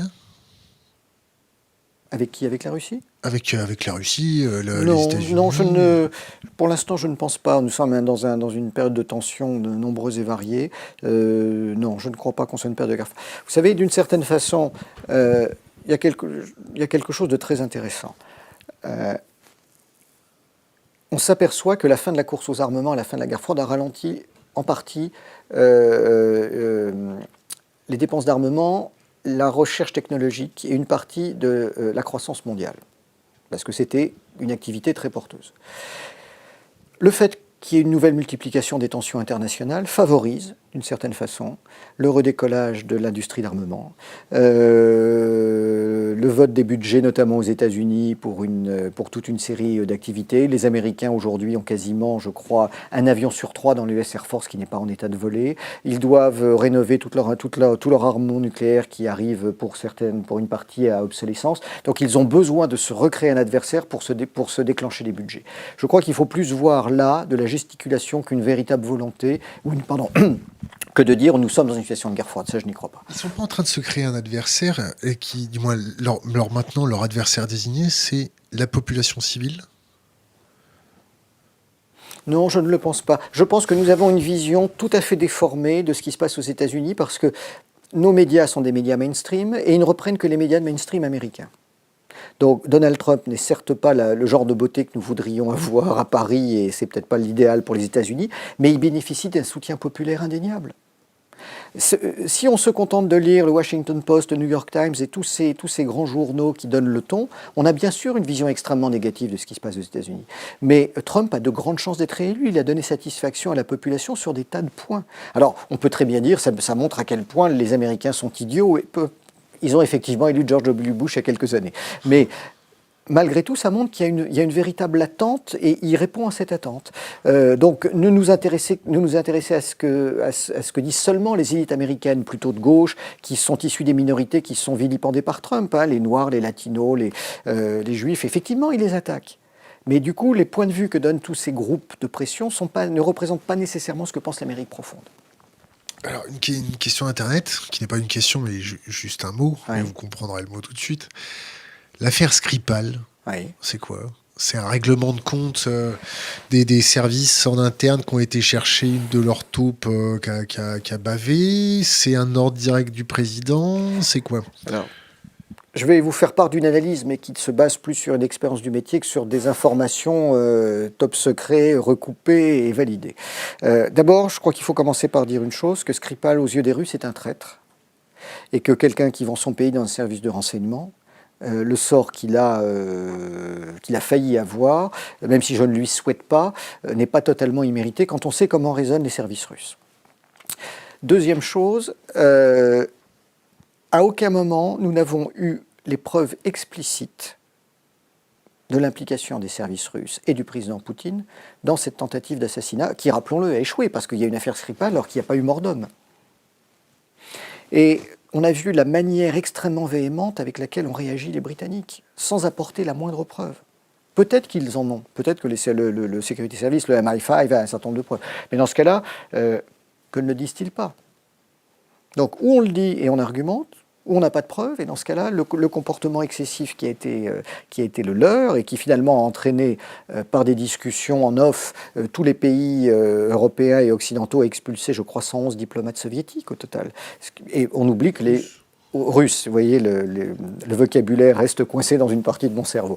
Les Russes, de leur côté, on en fait autant, on en a moins parlé. Mais il y a eu, d'une certaine façon, une attitude de soutien à la décision britannique et aux éléments qu'ont avancés les Britanniques qui est excessive au regard des éléments qu'ils ont donnés. Alors peut-être qu'ils ont donné des éléments confidentiels en interne à d'autres, mais en tout cas pour l'opinion, pour les experts que nous sommes qui n'avons pas accès aux informations confidentielles, force est de constater qu'il n'y a pas de preuves. Il n'y a pas de preuves. Si on parlait un peu du Yémen et de la politique française à vendre des armes aux chameliers coupeurs de journalistes. Excusez-moi, c'est sorti tout seul. Ça va avoir encore des problèmes. Vous savez ce que me disait un jour à Damas, en 2011, je vois un des adjoints de Tchalan du PKK au cours d'une mission d'évaluation. Et on se met à parler de l'Arabie Saoudite. Et il me dit, c'était un Kurde syrien, mais non turc comme Tchalan, et il me dit, mais les Saoudiens, ces bédouins qui un jour se sont réveillés sur un tas de pétrole. Je vous les appelais chameliers. Bon, j'aurais dû les appeler bédouins. Donc revenons au Yémen. Qu'est-ce qui se passe? La France qui envoie des canons César, notre ministre des Armées qui dit mais vous savez c'est des armes défensives. On tortille du cul, non? Disons qu'on nage en pleine contradiction. Parce qu'on soutient l'Arabie Saoudite et surtout nos amis des Émirats avec lesquels les relations sont très bonnes et qui sont dans leur genre plus respectables que leurs voisins qataris et saoudiens. Il y a une imbrication de lutte. C'est pour moi quelque chose d'assez scandaleux que cette guerre au Yémen, qui n'est pas couverte comme elle le devrait par les médias, en tout cas qui commence seulement à l'être, dans une situation absolument humanitaire horrible, qui n'est pas loin de s'approcher de celle de la Syrie, qui pourtant a bénéficié d'une couverture infiniment plus importante, dans lequel en plus il y a une politique saoudienne de destruction systématique de tout le patrimoine archéologique, des hôpitaux. Alors, et nous soutenons ça, directement ou indirectement, par de la fourniture de renseignements, par de la fourniture de munitions. Et nous ne sommes pas les seuls. Hein. Les Américains le font encore davantage que nous, et d'autres Occidentaux. Mais nous sommes là dans la solidarité occidentale et dans la solidarité avec nos pourvoyeurs de fonds. Mais nous n'avons cessé de prendre les mauvais choix sur l'Égypte, sur la Syrie. Comment voulez-vous qu'une politique française cohérente ait lieu quand elle ne fait que des erreurs, parce qu'elle essaie de combiner parfois des idéaux issus de la révolution démocratique, des intérêts, puis le point de vue qui leur vient des États-Unis, puis ce que peuvent dire les médias pour qu'on soit dans le mainstream. Il aurait fallu faire quoi avec la Syrie? Parce que Bachar el-Assad n'est pas tout blanc. Ah mais c'est indéniable, Bachar el-Assad n'est pas tout blanc. Les barils pleins de TNT qui balancent sur des civils, Je suis d'accord, mais c'est une guerre. Donc, espérer qu'il n'y ait pas de mort et qu'il n'y ait pas de atrocité dans une guerre, c'est malheureusement croire... Il n'existe pas la frappe chirurgicale. Croire au Père Noël, surtout dans ces régimes-là. Et les Syriens ne sont pas des enfants de cœur et ce ne sont pas des gens tendres. Et quand ils font la guerre, ils ne la font pas avec des gants blancs, dans les deux, que ce soit les Syriens ou les... Puis en plus, ce n'est pas un régime démocratique, donc le respect de la vie humaine n'a pas la même valeur.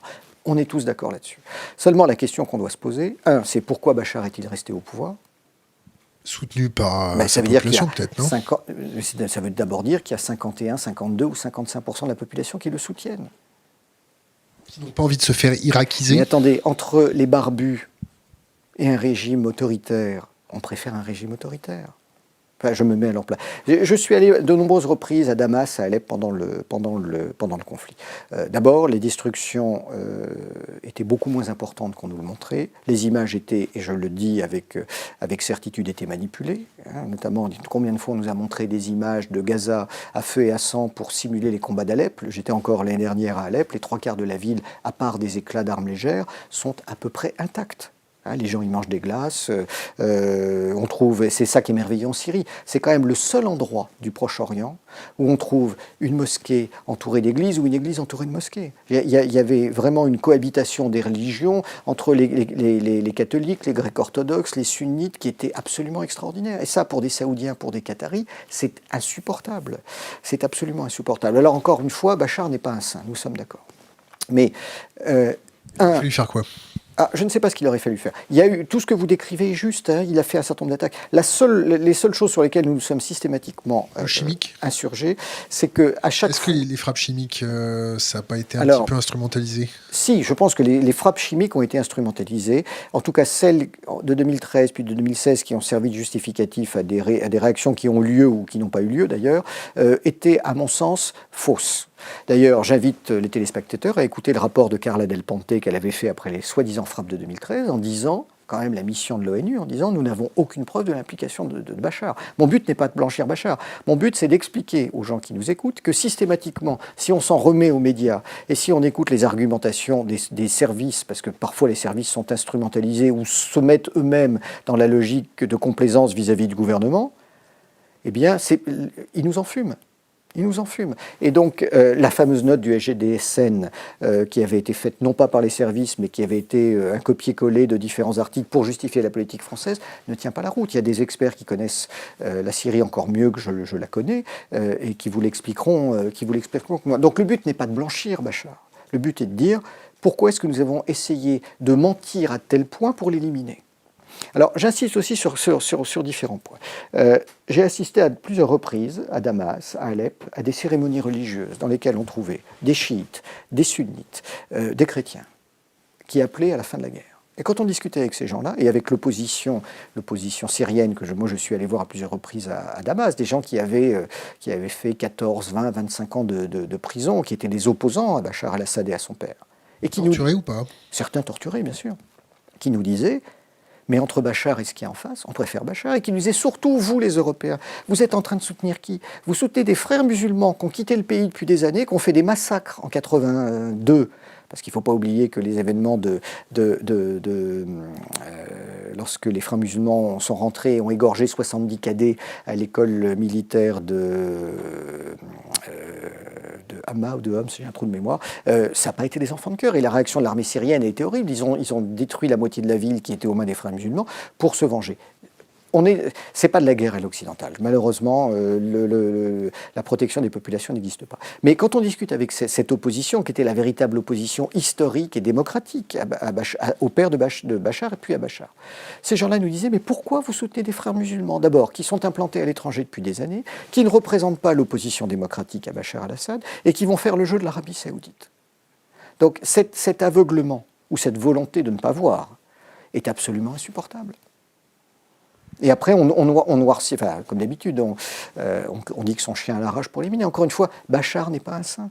Mais on présente aujourd'hui le conflit comme si sur les 360 000 morts, l'armée syrienne en avait fait 355 000 et que les pauvres islamistes avaient tué 5 000 personnes. Mais combien de fois des chrétiens, des individus de toute obédience ont été... Bachar était de toute façon soutenu par la minorité chrétienne.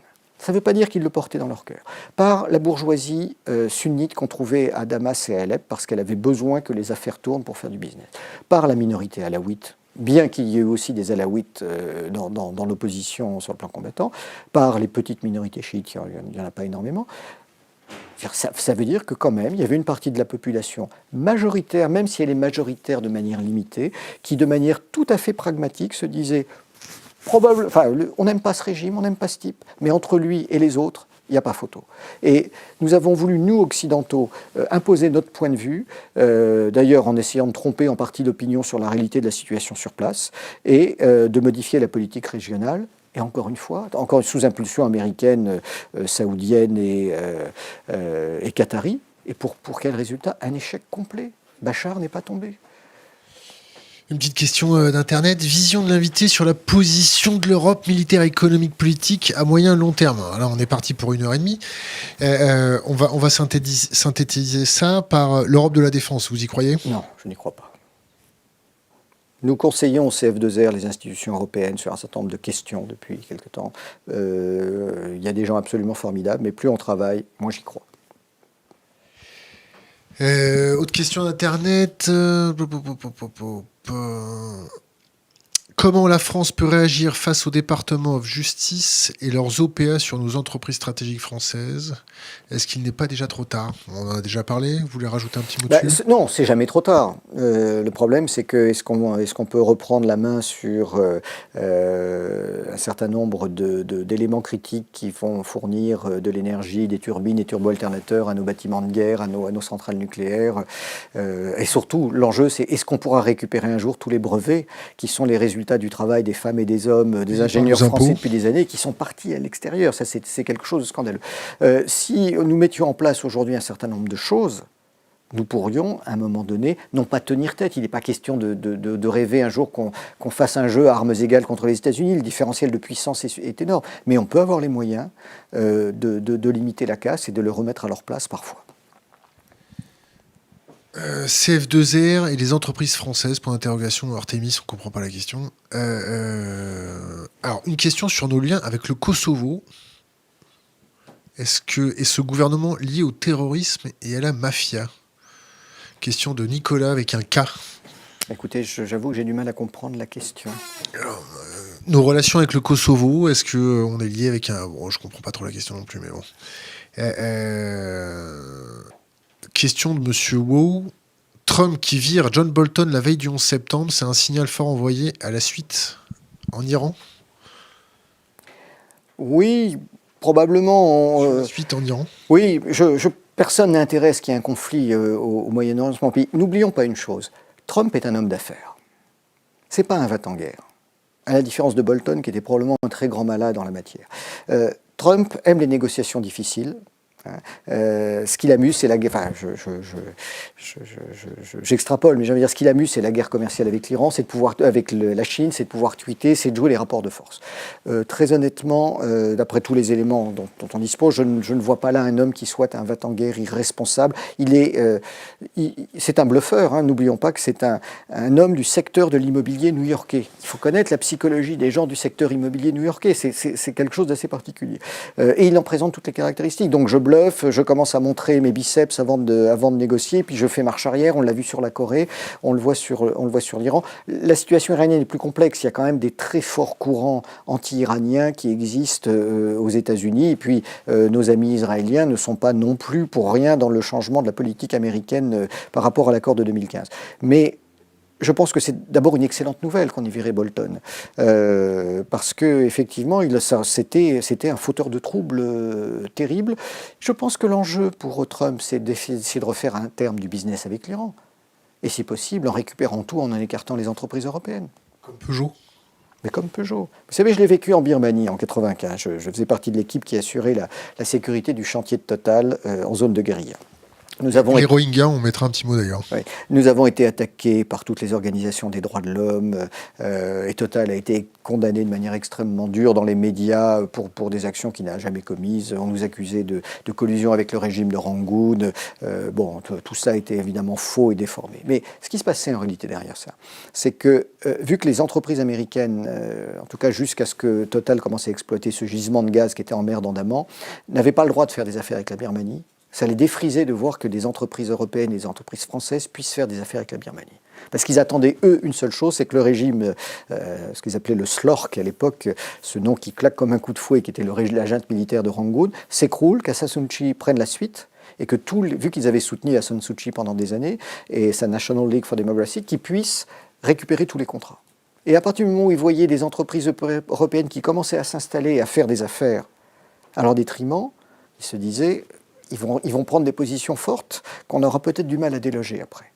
Et pendant la période où nous travaillions sur place avec Total et toutes les équipes de sécurité et d'enseignement qui assuraient la sécurité du chantier, on voyait très bien comment les guérillas adverses, que je respectais, parce qu'effectivement, lutter contre le régime de Rangoon était une chose que je trouvais légitime, mais était parfois financée par les Américains pour venir organiser des attaques contre le chantier Total. Donc cette guerre économique, elle a parfois des aspects violents aussi. Les Rohingyas, ça fait 40 ans qu'on en parle, ça fait 40 ans qu'ils se font massacrer. Oui, alors d'abord, c'est triste. C'est quand même énormément monté en épingle par les médias internationaux. Je me suis peu intéressé, je connais bien sûr le pays où j'ai vécu, je me suis peu intéressé à cette question-là parce que, tout simplement parce que je n'ai pas le temps en ce moment. Mais le seul élément qui m'a frappé depuis le début, c'est qu'il y a plusieurs communautés musulmanes en Birmanie. Or, seule celle-ci est poursuivie. Seule celle-ci a attaqué aussi des postes de police. Alors je ne dis pas que ce sont eux qui ont provoqué les choses, ils sont victimes. Persécutés depuis un certain nombre d'années, ils en ont peut-être un peu marre, non? Oui, mais les choses ne sont pas aussi simples que ça. Après, la réaction a été totalement excessive de la part du gouvernement birman. Mais regardez, jamais Aung San Suu Kyi n'a pris une position claire sur le sujet. On est sur un dossier qui n'a jamais été vraiment étudié en détail. Encore une fois, il y a des massacres humanitaires indéniables. Une question Internet qu'on va un peu muscler. Vous croyez à la théorie de l'effondrement? Est-ce que vous pensez que les marchés financiers vont tenir le coup? Est-ce que vous pensez est-ce qu'on va dans le mur? Est-ce qu'on va dans le mur très vite avec des gens aveugles au volant?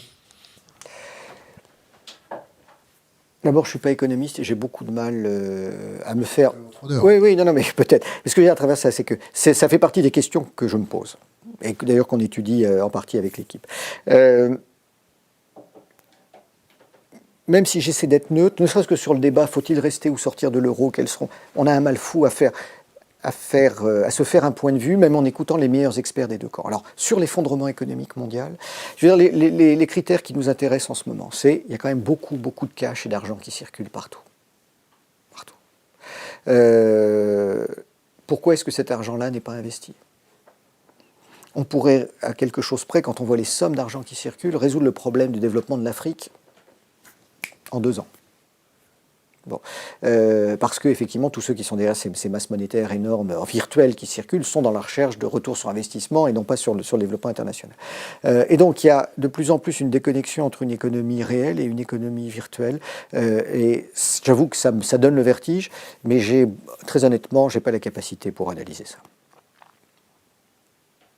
Le propre d'un officier de raisonnement, c'est quand on sait quand on ne sait pas. Ouais, ou de sortir ses rames pour se barrer. C'est ça? On arrive à la fin de notre interview. Ouais. Est-ce que vous pouvez nous donner 3 livres à lire? Alors, Le secret de l'Occident de David Kozandé, qui est un physicien suisse. Je crois que c'est paru dans la collection Champ-Flammarion, c'est un petit livre jaune. C'est un livre absolument extraordinaire qui explique, en dehors de toute théorie raciste, la raison pour laquelle l'Europe et l'Occident ont dominé le monde. Pour des raisons historiques, pour des raisons géographiques, climatiques. C'est un livre qui est tout à fait remarquable. Alimentaire. Non, il y a des expressions, il y a des explications sociopolitiques. Ce livre est connu dans les milieux universitaires. Il est trop méconnu parce qu'il est il est vraiment tout à fait remarquable. Et je pense que c'est aussi une antidote merveilleuse à la culpabilité dans laquelle nous vivons aujourd'hui vis-à-vis d'un certain nombre de personnes, alors de nos sociétés ou du tiers-monde, qui veulent nous faire regretter notre passé et ce qui a été produit et ce qui était devenu depuis des années. Donc ce livre fait vraiment partie pour moi presque des explications géopolitiques méconnues qui méritent d'être approfondies. Et je le dis d'autant plus que Kozandé est à la fois suisse, donc issu d'un pays qui n'a pas de tradition coloniale, et qu'il est physicien et pas du tout géopolitologue. Donc c'est une analyse extrêmement intéressante qui n'a d'ailleurs aucune portée, qui n'a aucun jugement, aucune portée morale et qui est factuellement extrêmement intéressante. Je coupe. Vous pensez qu'on va dans le mur ou pas? On a beaucoup de signes qui nous amènent à penser qu'on va dans le mur. En tout cas, l'évolution de nos sociétés est quand même extrêmement préoccupante. Alors, est-ce que c'est la période de trouble qui caractérise le passage d'un ancien système à un nouveau système? Est-ce que nous allons être dans une période de trouble permanente et que finalement on va trouver des façons de gérer les équilibres instables? Ou est-ce que nous allons dans le mur? C'est extrêmement difficile à dire. Ce que j'observe, c'est que ce qu'on voit comme crise dans la cité française, on le voit tout aussi bien dans les pays voisins avec lesquels nous travaillons assez régulièrement. Croyons pas que l'Italie va mieux, que l'Allemagne va mieux. Il y a des points positifs, il y a des points négatifs. La crise en Grande-Bretagne est absolument ahurissante pour ce pays qui a été pendant longtemps d'une stabilité et une référence terrible. Je crois que l'autre problème que nous mesurons peu, il y en a quelques-uns, qui sont pour moi des critères importants, c'est que nous sommes dans des sociétés de plus en plus éruptives. Et donc qui vont générer le ralliement d'individus à des causes de plus en plus extrêmes. Pourquoi ? Parce que nos sociétés aujourd'hui se caractérisent par un accroissement du temps libre et du désœuvrement. On rentre plus tard dans la vie active, on est au chômage une partie de sa vie active, et quand on termine sa carrière, on est en retraite et on a beaucoup de temps libre. Donc il faut meubler le temps libre. Deuxième élément qui est concomitant, nous sommes dans une période de recherche de sens ou de perte de valeur, peu importe quand on le dit. Donc ça veut dire que le temps libre va être en plus orienté. On va chercher quelque chose qui nous donne un sentiment de nous raccrocher à une valeur qui peut guider notre vie. Et troisième aspect, nous avons les technologies de l'information. Qui fait que vous mettez les trois piliers ensemble, vous avez l'explication de la montée en puissance de mouvements d'extrême droite, d'extrême gauche, d'animalistes, d'écologistes radicaux, d'anti-avortement, et avec en plus des phénomènes très intéressants, c'est que les individus, et je pense que nous tous, nous en sommes l'expression d'une certaine manière, nous attendons systématiquement la satisfaction immédiate de nos aspirations. Et donc, si nous ne sommes pas satisfaits de ce que nous exigeons en tant que citoyens consommateurs dans la journée, dans le mois ou dans l'année, nous passons à l'action contestataire ou violente. Et on voit, quels que soient les sujets aujourd'hui, cette dérive vers les extrêmes. Notre-Dame-des-Landes. Notre-Dame-des-Landes, les extrêmes. Vous êtes allé les voir un peu Oui, mais ce que je veux dire, c'est essayer de développer aujourd'hui. Vous avez été sur le terrain à Notre-Dame-des-Landes ? Oui, en périphérie. Je ne suis pas rentré dans les zones. Vous n'avez pas pu rentrer ? Parce que je n'ai pas cherché à le faire. Ce qui m'intéressait, c'est de... Un renseignement de terrain, mon ami. Bien évidemment. Mais il y a des gens qui font ça et qui sont payés pour le faire. Mais je termine. Notre-Dame-des-Landes en a un exemple, c'est la convergence des luttes. On va trouver des... Encore une fois, je ne porte pas de jugement de valeur sur le fait, on pourrait en parler plus longuement, mais ce qui m'intéresse, c'est le phénomène sociologique qui est derrière ça. Des sociétés ultra-éruptives. Du temps libre, du désœuvrement, alors si on rajoute à ça de la crise économique, personne pour donner le sens. Le deuxième élément important, c'est que nous sommes dans des sociétés où il n'y a plus de différentiel entre les élites et la population. Il y a encore une ou deux générations, nos parents et nos grands-parents pouvaient dire, les gens qui nous gouvernent savent ce qu'ils font, ils ont fait des études. Aujourd'hui, nous avons tous, dans l'environnement des gens qui sont au pouvoir, le même niveau d'études. Donc nous avons tendance plus facilement à juger ce qu'ils font, à le critiquer, à le mettre en doute, à juste titre ou à mauvais titre, ce qui entraîne en plus d'ailleurs de la contestation systématique, et ce qui veut dire que ça devient probablement de plus en plus difficile de gouverner, qu'il n'y a plus de primauté intellectuelle de la part des membres du gouvernement ou du Parlement sur le reste de la population. Souvent, j'ai envie de vous dire, les plus intelligents ne sont pas rentrés en politique. Donc tout ça est en train de changer le système. Puis il y a un troisième élément que je trouve particulièrement important, c'est que nous sommes de plus en plus dans une société où la multi-appartenance existe à tous les niveaux. Il y a encore une ou deux générations, en France, il y avait 95% de Français et 5% de binationaux. Aujourd'hui, de plus en plus, on voit des gens qui, sur un plan culturel, qui sur un plan religieux, qui sur un plan de nationalité, ont 2 appartenances ou 3 appartenances. Et ça, c'est un fait dont on doit tenir compte.